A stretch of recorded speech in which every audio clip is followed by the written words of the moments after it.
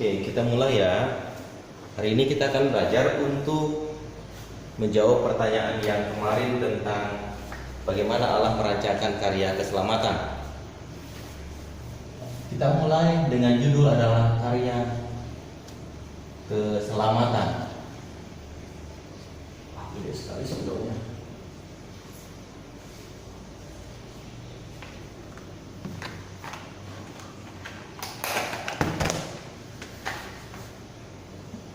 Ketika manusia jatuh ke dalam dosa,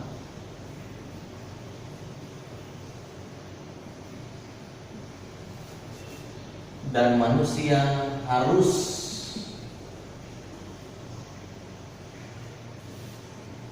menerima konsekuensi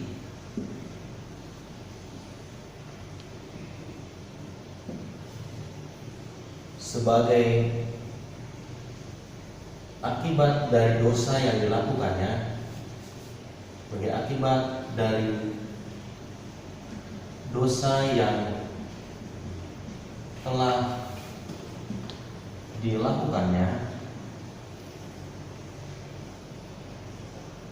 maka manusia tidak dapat menolong dirinya sendiri.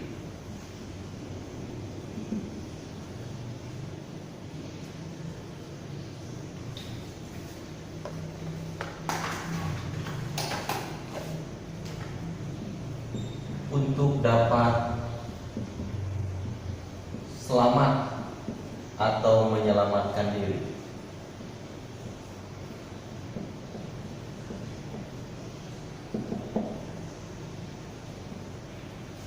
Manusia membutuhkan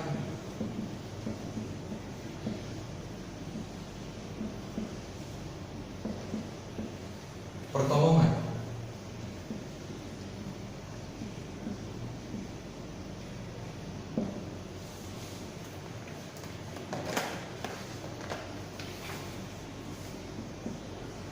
Karena itu, sebagai bentuk pertolongan bagi manusia yang berdosa, maka Allah merancangkan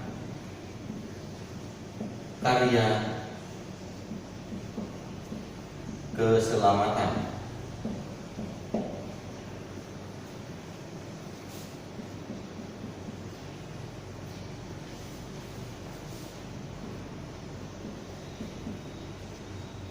Karya keselamatan ini dirancang oleh Allah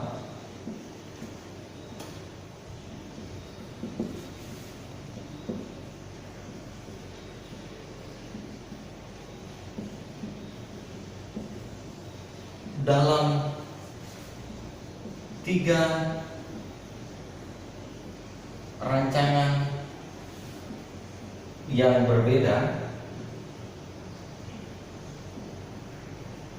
dan masing-masing memiliki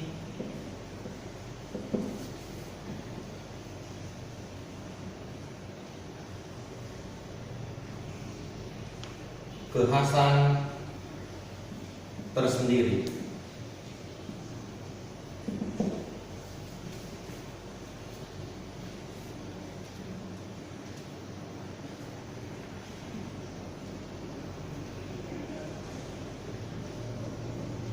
Rancangan keselamatan itu dimulai oleh Allah melalui beberapa karya, antara lain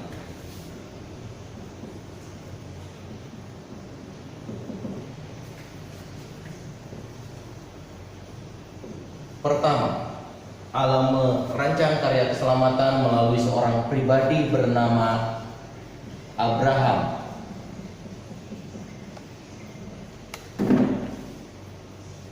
Abraham dipilih untuk menjadi pelopor keselamatan.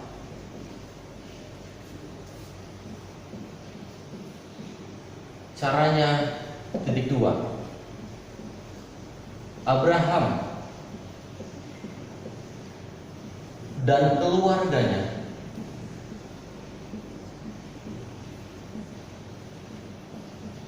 harus percaya penuh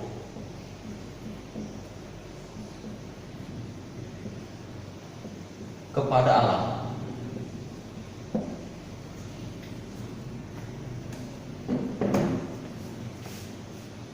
Dalam kurung, Allah memerintahkan Abraham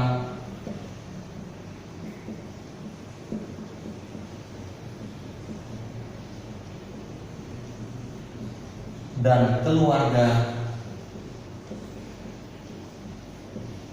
untuk meninggalkan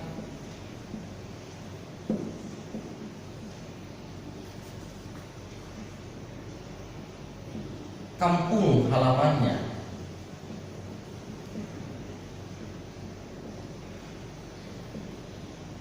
dalam kurung Haran menuju ke tempat yang akan Allah tentukan kemudian.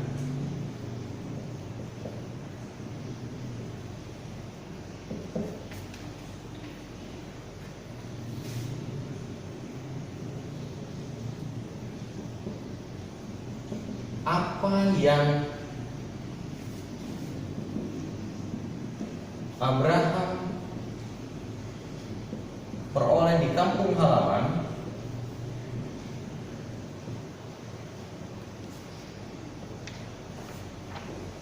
boleh dibawa serta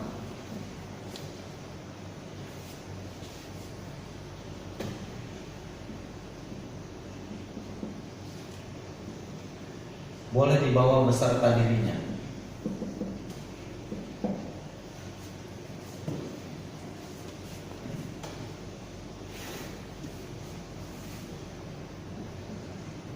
Secara sederhana, Abraham percaya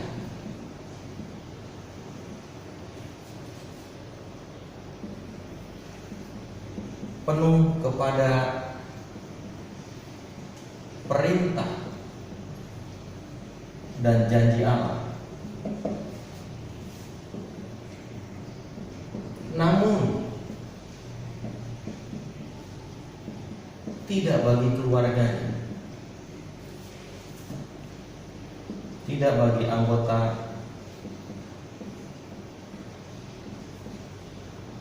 keluarganya.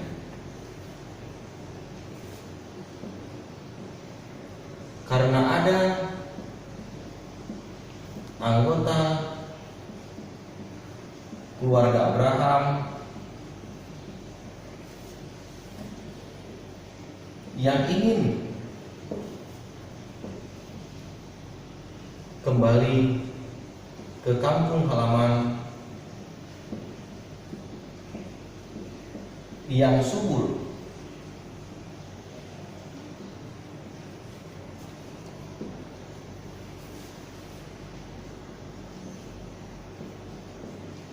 itulah sebabnya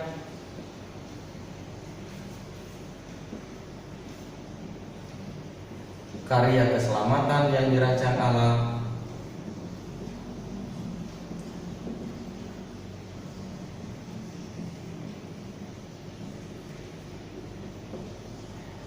tidak berhak.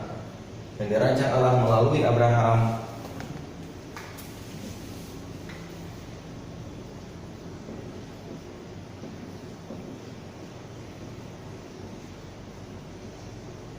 tidak berhasil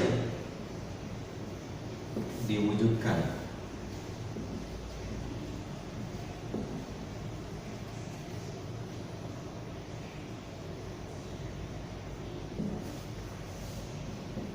Andai kata Abraham gagal untuk menjadi pelopor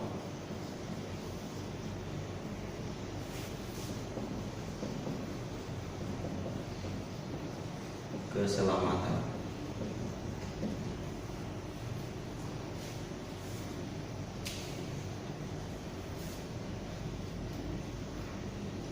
Ini yang pertama, karya keselamatan dimulai dengan seorang pribadi yang menjadi pilihan Allah untuk menjadi pelopor keselamatan, yakni Abraham.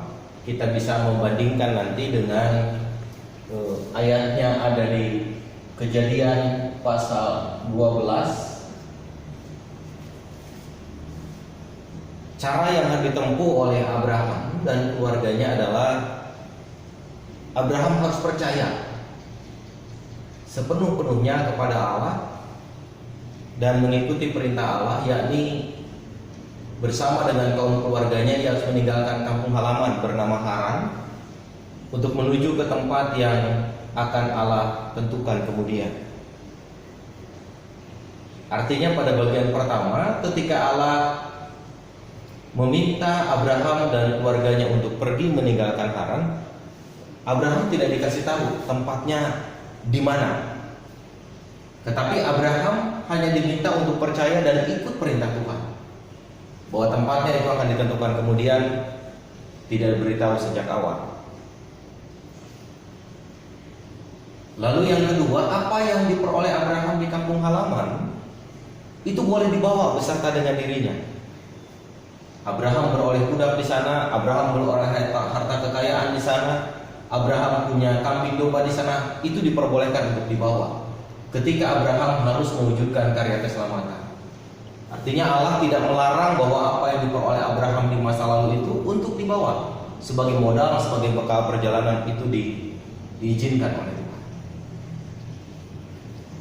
Pada bagian yang ketiga dari rancangan ini, kita melihat bahwa kalau merujuk pada Kejadian pasal 12 dan seterusnya, Abraham percaya penuh sesungguhnya kepada perintah dan janji Allah. Dia meninggalkan kampung halamannya bernama Haran menuju ke tanah perjanjian yang Allah mau tunjukkan. Secara penuh Abraham percaya, secara sungguh-sungguh Abraham yakin dengan perintah dan janji Allah. Namun hal itu tidak dibarengi dengan anggota keluarganya. Karena ternyata ada anggota keluarga Abraham yang ingin kembali ke kampung halaman, mengingat kampung halamannya subur, telah menghadirkan banyak harta benda dan kekayaan. Pada bagian yang keempat, kita melihat dari rancangan Allah untuk mewujudkan keselamatan melalui Abraham, maka karya keselamatan yang dirancang Allah melalui Abraham itu tidak berhasil diwujudkan. Satu di antara anggota keluarganya yang tidak percaya, itu menyebabkan karya keselamatan yang harus Allah wujudkan melalui Abraham gagal. Abraham gagal menjadi pelopor keselamatan bagi manusia yang berdosa. Abraham tidak berhasil mewujudkan karya keselamatan bagi manusia.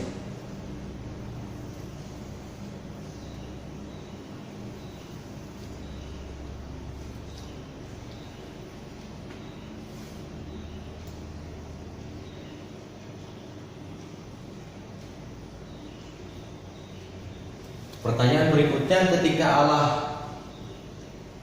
gagal memakai seorang pribadi bernama Abraham untuk menjadi pelopor keselamatan, apakah kemudian Allah berhenti menolong dan menyelamatkan manusia yang berdosa?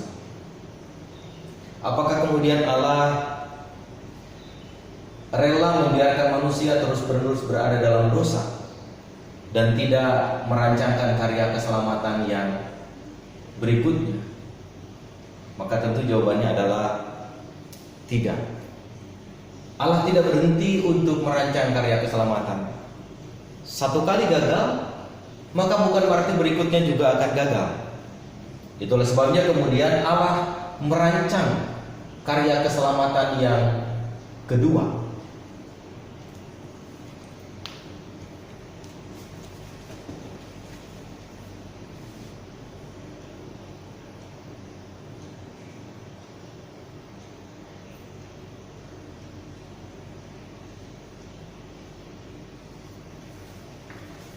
Ya, rancangan keselamatan yang kedua, kita akan lihat Allah tidak lagi memilih seorang pribadi.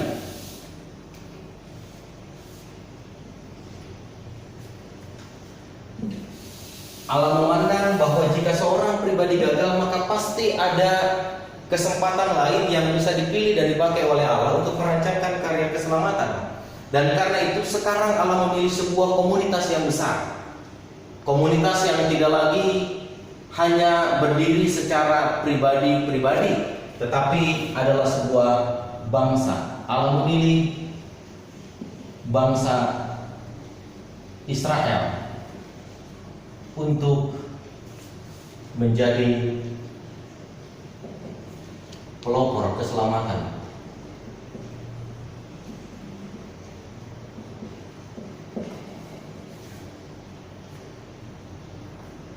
Kita bisa membandingkan dengan kitab Keluaran. Cara yang harus dilakukan oleh bangsa Israel agar mereka bisa menjadi pelopor keselamatan, atau mereka bisa mewujudkan karya keselamatan yang Allah kehendaki supaya manusia tidak jatuh dan tidak menerus-menerus berada dalam dosa, maka cara yang pertama yang dilakukan adalah bangsa Israel harus percaya kepada Allah dan mengakui Allah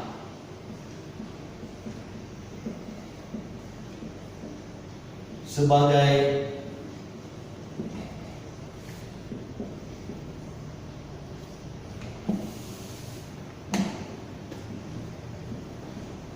Tuhan satu-satunya.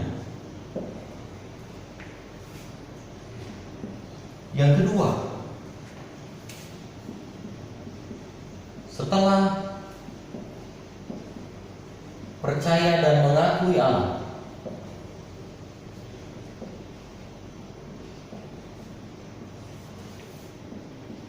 maka bangsa Israel harus melaksanakan perintah Allah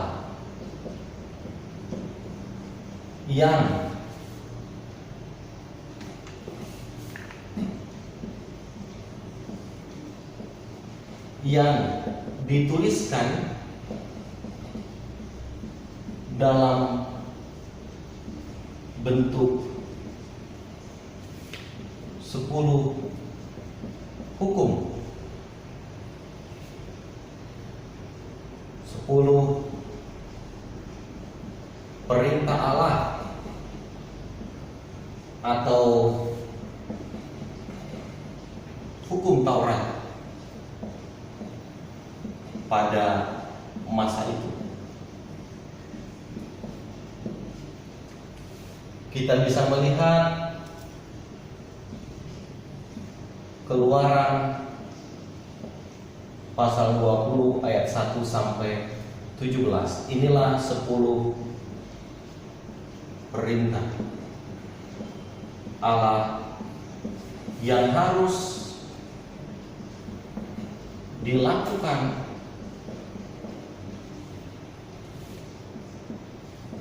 oleh bangsa Israel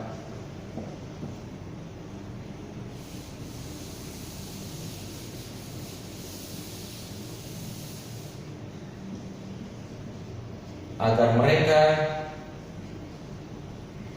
dapat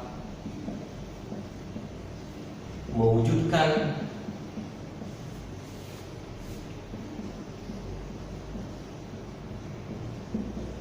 kehadirannya sebagai pelopor keselamatan.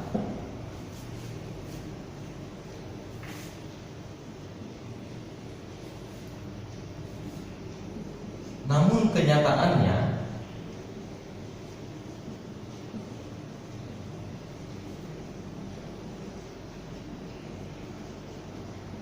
bangsa Israel tidak dapat melakukan semua itu.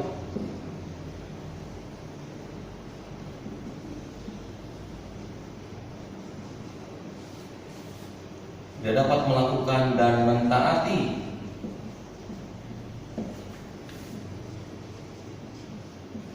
semua perintah Allah. Hal ini terbukti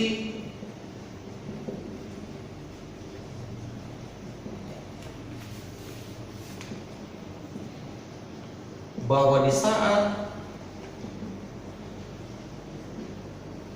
mereka sedang berada dalam kesulitan,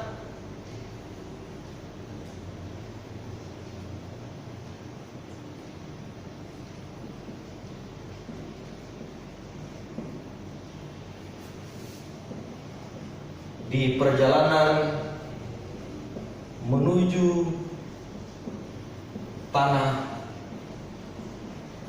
perjanjian, bangsa Israel kembali menyembah berhala.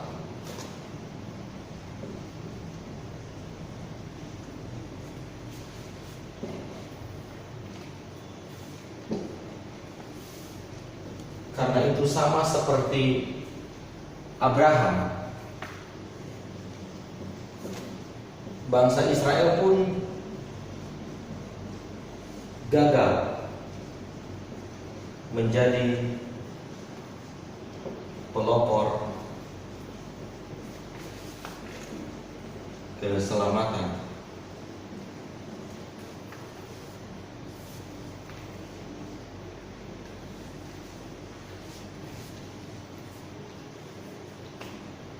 Dua sudah Allah merancang karya keselamatan. Abraham, Allah gagal. Maka yang kedua, Allah memilih bangsa Israel bukan lagi sebagai pribadi, tetapi sebagai sebuah komunitas yang besar. Israel dipanggil untuk menjadi pelopor keselamatan dengan membebaskan bangsa Israel dari perbudakan di tanah Mesir. Kalau kita melihat pada Keluaran pasal yang pertama dan yang kedua, dipilihnya Musa, dipanggilnya Musa untuk membawa bangsa Israel keluar. Maka tugas bangsa Israel adalah percaya kepada Allah, mengakui Allah sebagai Tuhan satu-satunya. Nah, setelah mereka percaya dan mengaku Allah, maka bangsa Israel juga diminta untuk melaksanakan 10 perintah Allah yang dituliskan dalam bentuk 10 hukum. Ada juga disebut 10 perintah Allah. Pada masa itu disebut hukum Taurat. Dan kita bisa melihat kesaksiannya ada di Keluaran 21 sampai 17. Dituliskan jelas di sana 10 perintah Allah. Maka inilah yang akan dilakukan oleh bangsa Israel, 10 perintah Allah sebagaimana tertulis dalam Keluaran pasal 21 sampai 17. Agar bangsa Israel dapat menjadi atau dapat mewujudkan kehadirannya sebagai pelopor keselamatan. Namun kenyataannya sekali lagi bangsa Israel tidak dapat mentaati semua perintah Allah. Hal ini terbukti bahwa di saat mereka sedang berada dalam kesulitan, waktu mereka menempuh perjalanan menuju tanah perjanjian, bangsa Israel kembali menyembah berhala. Itu membuktikan bahwa mereka tidak mengakui Allah sebagai satu-satunya Tuhan. Itu membuktikan bahwa mereka tidak melaksanakan hukum Allah, tidak melaksanakan perintah Allah dengan sungguh-sungguh. Karena itulah bangsa Israel pun gagal menjadi pelopor keselamatan. Akan tetapi Allah tidak akan pernah berhenti untuk merancang karya keselamatan. Sekalipun sudah 2 kali gagal, Allah masih merancangkan karya keselamatan supaya manusia yang berdosa itu dapat memperoleh keselamatan. Maka yang ketiga, kita akan melihat karya keselamatan yang dirancang oleh Allah melalui Yesus Kristus.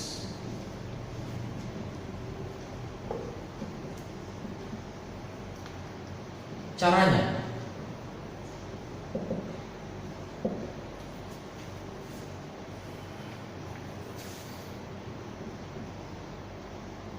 Yesus harus menanggalkan segala keilahiannya dan menjadi sama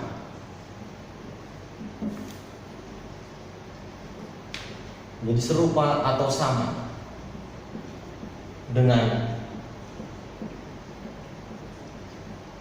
manusia.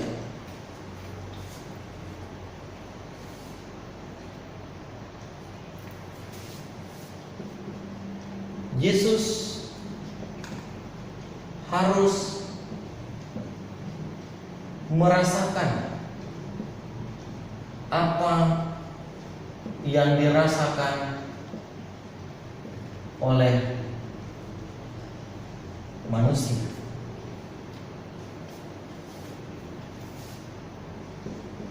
Tidak sampai di situ, tetapi demi mewujudkan keselamatan,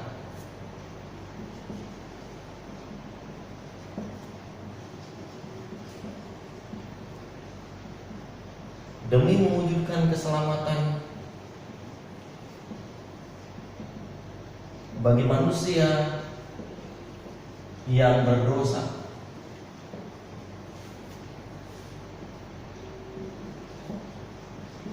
Yesus harus menempuh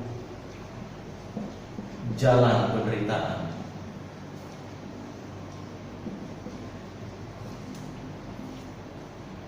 Atau via dolorosa.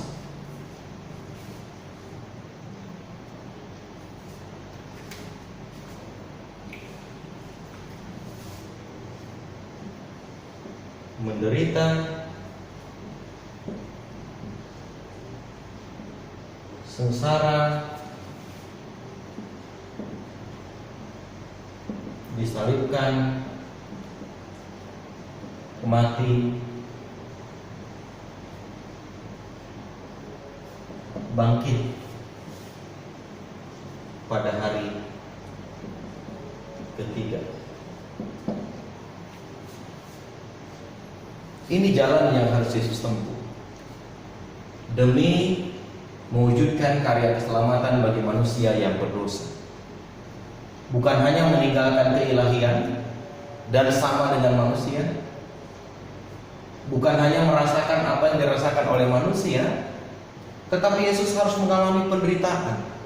Dia harus mengalami kesengsaraan, lalu kemudian disalibkan, mati, dan pada akhirnya bangkit pada hari yang ketiga. Sebuah karya yang agung yang harus Yesus wujudkan.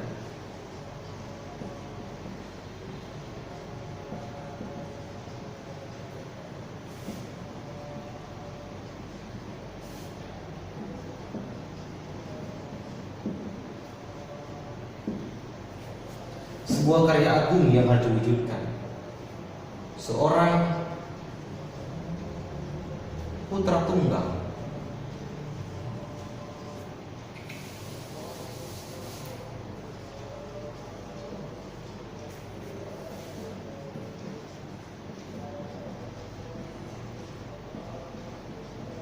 harus menjadi korban bagi penebusan dosa manusia.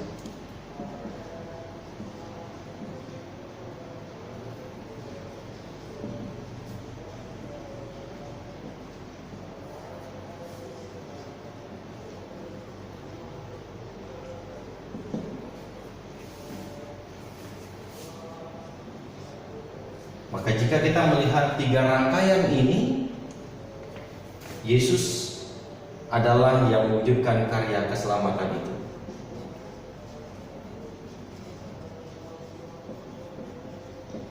Yesus berhasil mewujudkan karya keselamatan.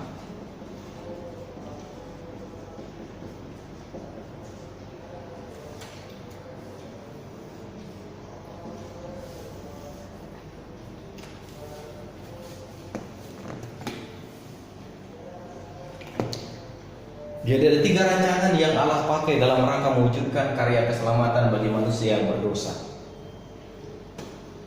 Pribadi, komunitas, lalu kembali kepada pribadi. Dan pilihan pribadi yang ketiga adalah putra satu-satunya, putra tunggal satu-satunya yang harus menjadi jalan bagi penebusan dosa manusia. Sekalipun penebusan itu harus dilalui dengan jalan menderita, sengsara, disalibkan, mati, dan bangkit, tapi itulah yang pada akhirnya membawa manusia pada karya keselamatan itu sendiri. Oleh karena itu, jika kita melihat seluruh rangkaian ini, maka pengorbanan Kristus itu menjadi harga yang tidak bisa ditawar bagi keselamatan manusia. Sehingga oleh karena itu, buat teman-teman sekalian, maka pengorbanan Kristus itu juga harus direspon dengan benar oleh kita. Bukan sekedar kita menjadi seorang yang tetap menjadi Kristen, tapi bagaimana kekristenan kita itu juga melahirkan sebuah respon yang baik, respon yang pada akhirnya juga mengungkapkan sebuah perjumpaan kita dengan Kristus yang telah berkorban bagi keselamatan kita yang berdosa.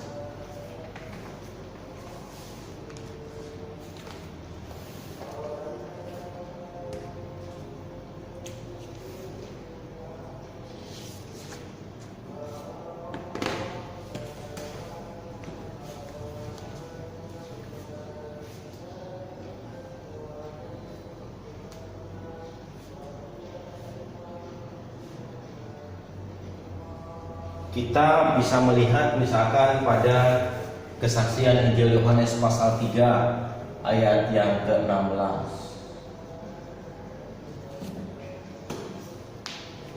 Kita bisa lihat bagaimana Injil Yohanes pasal 3 ayat 16 menceritakan itu semua. Bagaimana kemudian juga kesaksian Injil yang lain menggambarkan bahwa jika kita mau berjumpa dengan Bapa, kita tidak akan bisa sampai kalau kita tidak percaya kepada Yesus. Itu menunjukkan bahwa iman kepada Yesus itu bukan asal, bukan sempalan, tetapi iman kepada Yesus itu adalah sesuatu yang harus betul-betul dinyatakan dengan benar dalam perjalanan hidup kita.